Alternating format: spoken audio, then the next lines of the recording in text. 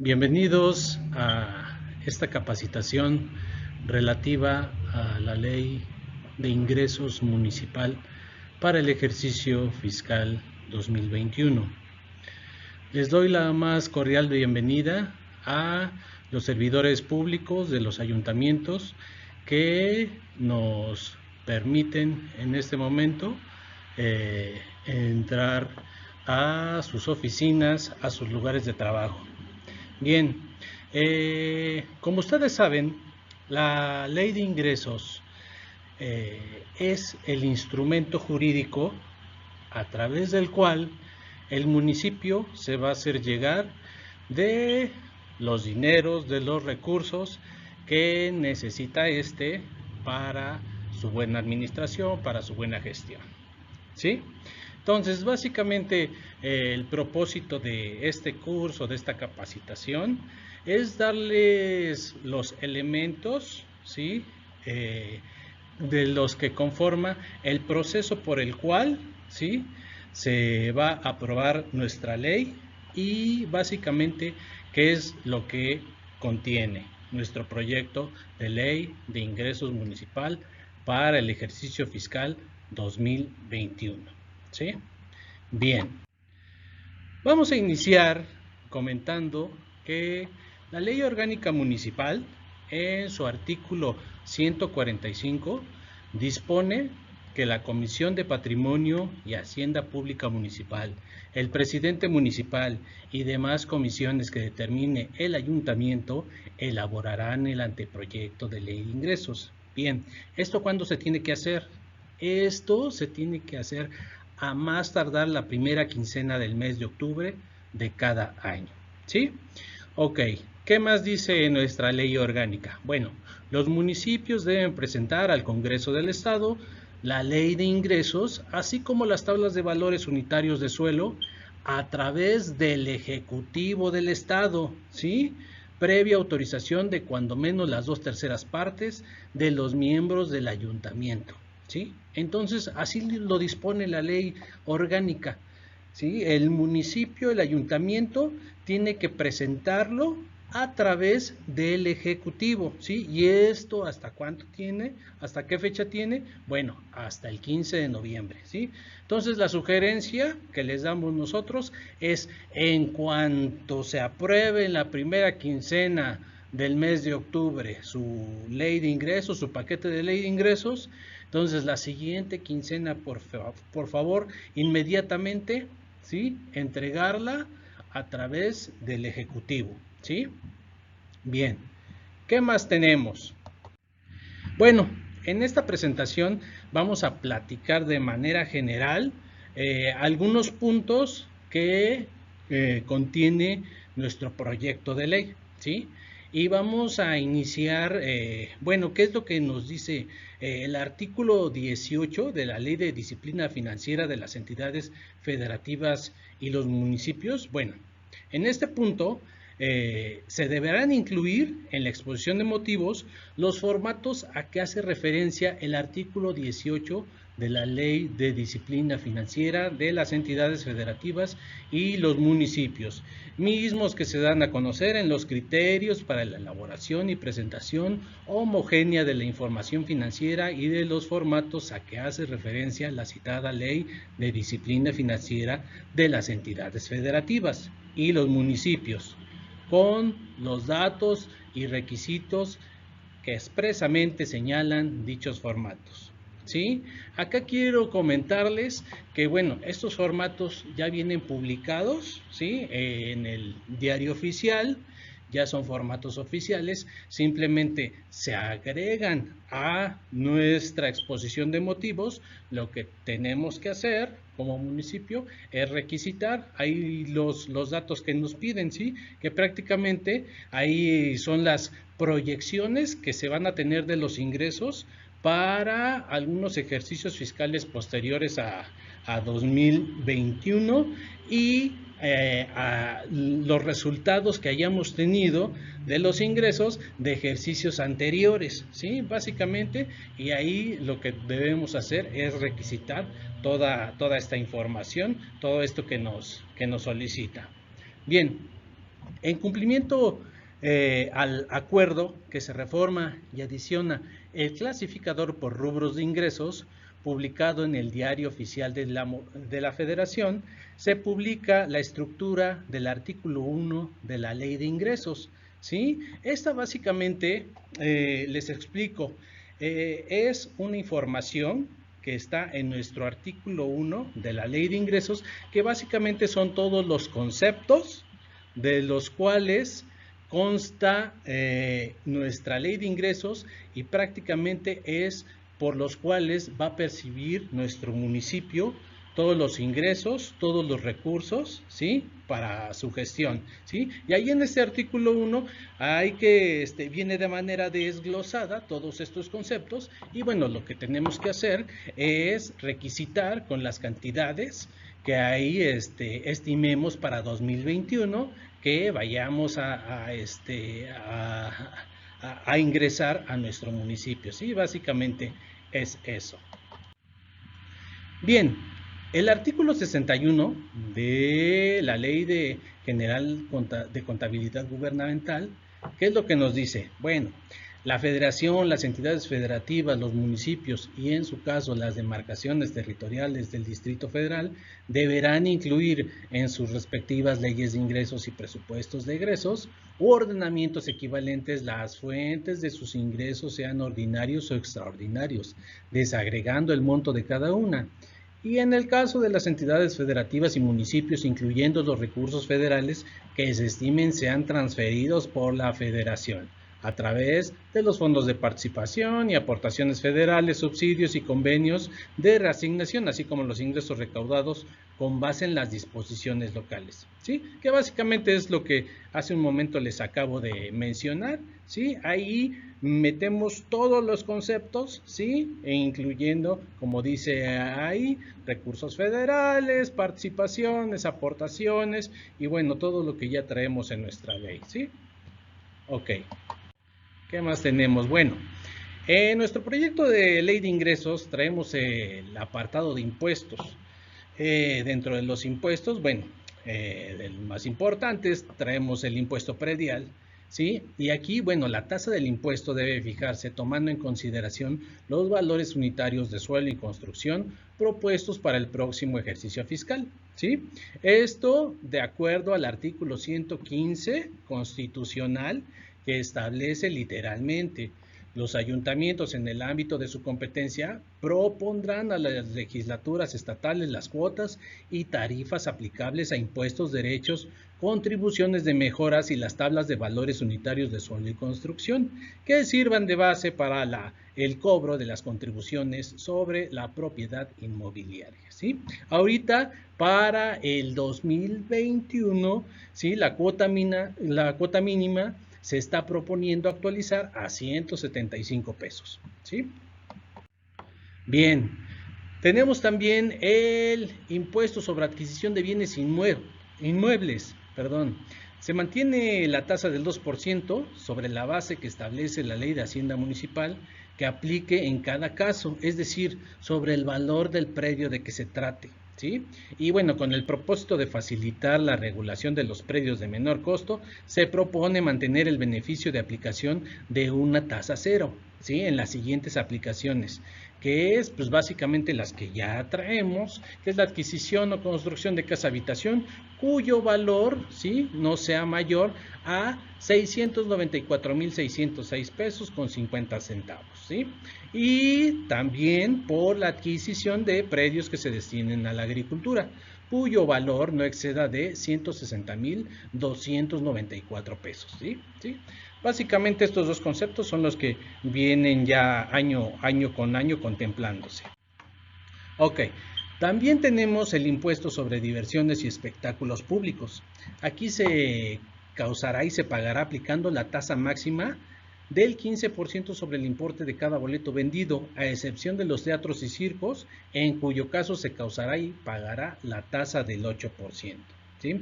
Aquí recordemos que Estado y municipios nos encontramos adheridos a un sistema nacional de coordinación fiscal, ¿sí? En ese sentido, debemos cumplir, ¿sí?, con ciertas disposiciones, ¿sí?, que regulan algunos puntos en materia de contribuciones. Bien, y precisamente en este impuesto, el artículo 41 del impuesto al valor agregado nos establece que la Secretaría de Hacienda y Crédito Público celebrará convenio con los estados que soliciten adherirse al Sistema Nacional de Coordinación Fiscal para recibir participaciones en los términos de la Ley de Coordinación Fiscal, conviniendo en no mantener impuestos locales o municipales sobre espectáculos públicos consistentes en obras de teatro y funciones de circo, que en su conjunto superen un gravamen a nivel local del 8%.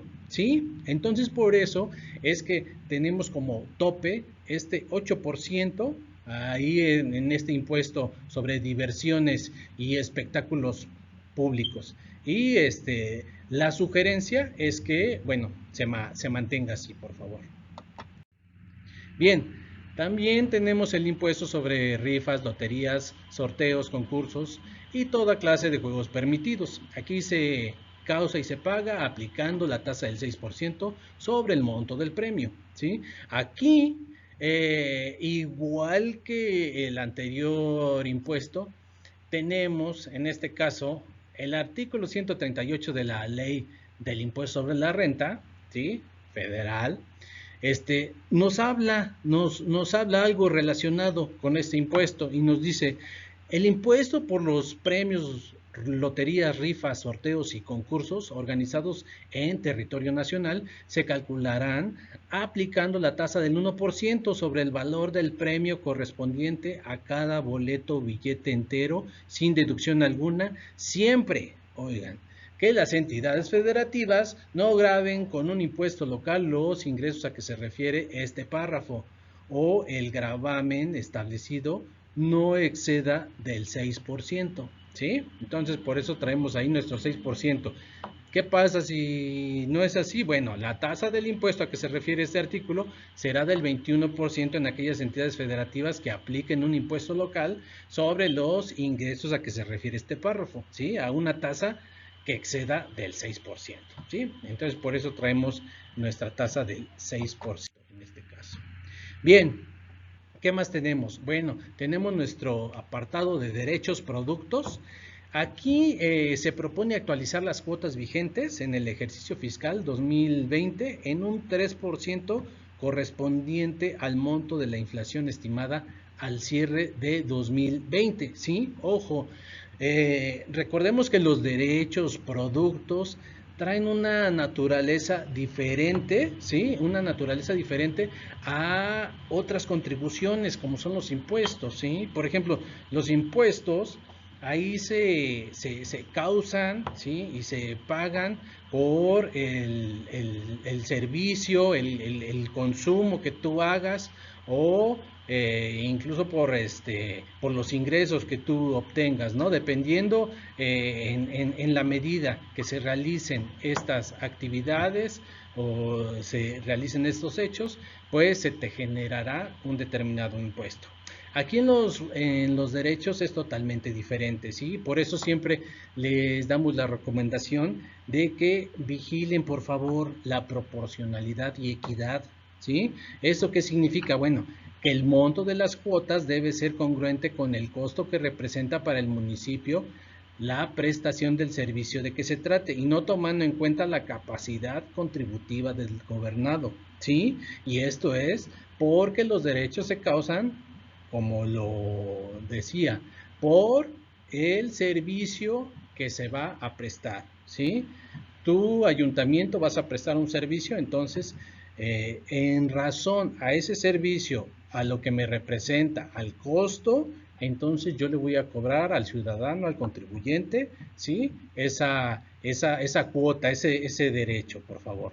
Y como ejemplo, bueno, tenemos las cédulas para giros comerciales, industriales, agrícolas, ganaderos, pesqueros y prestación de servicios, ¿sí? Ok, redondeo de cantidades actualizadas. Para facilitar el cobro de los conceptos establecidos en la ley, se propone redondear el resultado de esta actualización en las cantidades mayores a 10 pesos a múltiplos de 50 centavos, inmediato superior, y las cuotas menores de 10 pesos a múltiplos de 5 centavos, inmediato superior. ¿Esto qué quiere decir? Bueno, que si nosotros actualizamos, ¿sí?, al 3% que les comentaba yo, nuestras cantidades, ¿sí?, nos van a dar algunas cuotas que, como por ejemplo, si nos da 10 pesos con 40 centavos, ahí en nuestro proyecto se va a ver reflejado 10 pesos con 50 centavos, ¿sí? Y si son cantidades menores a 10 pesos, si es una cantidad de 8 pesos con 43 centavos, ahí van ustedes a ver que va a estar a 45 cerrados a 45 centavos, ¿sí? Entonces, básicamente es eso. Mayores a 10 pesos, ¿sí?, se cierra a 50 centavos. Menores de 10 pesos, se cierra a 5 centavos, ¿sí? ¿Qué más tenemos? Bueno, consulta de información y documentación en términos de la Ley de Transparencia y Acceso a la Información Pública del Estado de Puebla, ¿sí? Aquí las cuotas por consulta de información y expedición de documentación que realicen los particulares a las dependencias de la Administración Pública Municipal o a sus organismos en términos de las leyes de transparencia y acceso a la información pública general y estatal, ¿sí?, no deben ser mayores a las ya establecidas en la Ley Federal de Derechos, ¿sí? Entonces, en ese sentido, ¿sí?, tenemos un artículo, ¿sí?, que básicamente se va a equiparar a la Ley Federal de Derechos, ¿sí? Ok, y en ese sentido, el artículo que traemos en nuestro proyecto es este. Dice: la consulta de información y documentación que realicen los particulares a las dependencias de la Administración Pública Municipal o a sus organismos en términos de la Ley de Transparencia y Acceso a la Información Pública del Estado de Puebla será gratuita, salvo que para su entrega se requiera su impresión o almacenamiento, en cuyo caso se causará y se pagará de conformidad con las cuotas siguientes, ¿sí? Y ahí traemos ya tres conceptos, sí, que es básicamente por la expedición de certificación de datos, expedición de hojas simples y disco compacto, sí. Y les recuerdo, estos conceptos, estas cuotas, sí, no superan los montos establecidos en la Ley Federal de Derechos, sí. Entonces, ojo con eso, por favor. Bueno, servicios de alumbrado público. Se propone mantener en los mismos términos en que se encuentra en la ley vigente, ¿sí? Es la sugerencia que les damos año con año. Tratemos de mantenerlo así, por favor. ¿Y eso por qué? Bueno, porque la propia Hacienda Municipal del Estado de Puebla es la que nos va a dar la pauta, ¿sí?, de marcarnos, de señalarnos cuáles son los elementos esenciales de esa contribución, ¿sí? Como son el sujeto, objeto, base, lugar y época de pago, ¿sí? Ahí se encuentran detallados, ahí se encuentran establecidos y bueno, sobre eso entonces se basa nuestra ley de ingresos, ¿sí? Entonces procuremos ahí dejarlo en los mismos términos, por favor. Bien, tenemos algunos derechos con cuota o tarifa cero, sí, que bueno, ya año con año vienen de esa manera, hay que mantenerlos así, como es el registro de fierro, señales de sangre, tatuajes, aretes o marcas para el ganado, así como su renovación anual por unidad, sí, y la expedición de constancias de escasos recursos. Bien, como les comentaba hace un momento, el Estado, los municipios, nos encontramos adheridos a un sistema nacional de coordinación fiscal. Sí, en ese sentido, es obligación expresamente para los ayuntamientos, ¿sí?, acatar lo que nos señala el artículo 10A de la Ley de Coordinación Fiscal, ¿sí? Bueno, aquí ¿qué es lo que señala? Bueno, que las entidades federativas que opten por coordinarse en derechos no mantendrán en vigor derechos estatales o municipales por licencias, concesiones, permisos o autorizaciones que condicionen el ejercicio de actividades comerciales o industriales y de prestación de servicios, ¿sí? También registros o cualquier acto relacionado con los mismos, a excepción del registro civil y registro de la propiedad y del comercio, el uso de las vías o la tenencia de bienes sobre las mismas, a excepción de los derechos de estacionamiento de vehículos, el uso de la vía pública por comerciantes ambulantes o compuestos fijos o semifijos, ni por el uso o tenencia de anuncios, ¿sí? Así como de los actos de inspección y vigilancia. Estas restricciones no implican que no se otorgue el servicio, sino que únicamente hay la imposibilidad legal, pues, de poder cobrarlos, ¿no? Entonces, bueno, ojo, por favor, con la parte. Bien, ¿y qué pasa si no cumplimos, no acatamos, no observamos este artículo 10A? Bueno, las personas que resulten afectadas por incumplimiento a las disposiciones del Sistema Nacional de Coordinación Fiscal y de las de coordinación en materia de derechos podrán presentar recurso de inconformidad ante la Secretaría de Hacienda y Crédito Público. ¿Esto qué significa? Bueno, que el ciudadano, el contribuyente que se crea vulnerable, sí, que le han vulnerado sus derechos, básicamente, ¿sí? Puede inconformarse a través de este recurso, ¿sí? Y bueno, ¿qué pasa si tiene la razón? Bueno, la resolución al recurso podrá ordenar a la Tesorería de la Federación la devolución de las cantidades indebidamente cobradas con cargo a las participaciones de la entidad, ¿sí? Así expresamente lo establece el artículo 11A de la Ley de Coordinación Fiscal. Entonces, por favor, vigilemos que nuestro proyecto se encuentre ajustado al artículo 10A de la Ley de Coordinación Fiscal, por favor. Bien, hay algunos aspectos formales que pues debemos vigilar, preparando nuestro paquete básicamente, ¿sí? Y bien, ¿qué tenemos? Dice, para la entrega de la iniciativa de la Ley de Ingresos Municipal, deberán reunir los siguientes requisitos.